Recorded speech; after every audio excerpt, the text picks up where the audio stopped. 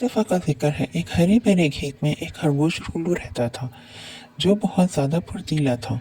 और उसी खेत में एक मुर्गी हैनी नाम की रहती थी जो कि उसकी बहुत अच्छी दोस्त थी।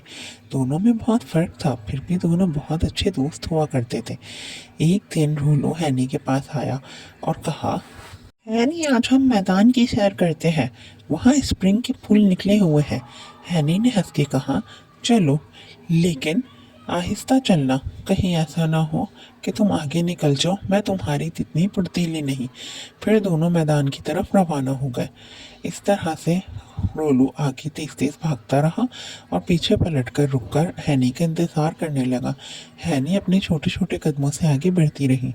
जब वो दोनों वहां पहुंचे तो वो दोनों हैरान हो गए। उन्होंने वहां पे एक सुनहरा चमकता हुआ अंडा देखा। रोलू ने पूछा, अरे हैनी, क्या ये अंडा तुम्हारा है? हैनी ने कहा, नहीं नहीं, मेरा अंडा तो कभी इतना चमकदार होता ही नहीं। लगता है इसकी माँ यहाँ मौजूद नहीं है, हमें इस अंडे को महफूज करना चाहिए।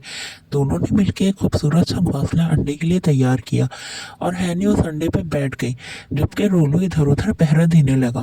कुछ ही देर में उनको एक खूबसूरत सुनहरा परिंदा उड़ता हुआ अपने नज़दीक आता हुआ नजर आया। उसने आके पूछा, क्या तुम लोगों ने मेरे अंडे की हिफाजत की? हैनी ने जवाबन कहा, हमने तो बस अपना फ़र्ज़ पूरा किया।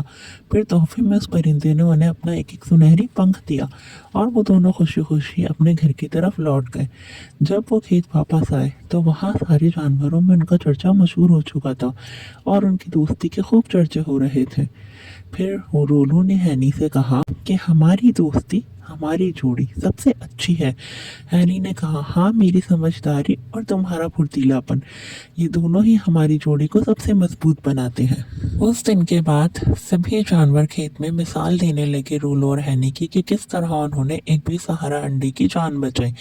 तो दोस्तों, अगर समझदारी और फुर्तीलापन साथ मिल जाए तो सबसे बड़ी ताकत बन जाते हैं।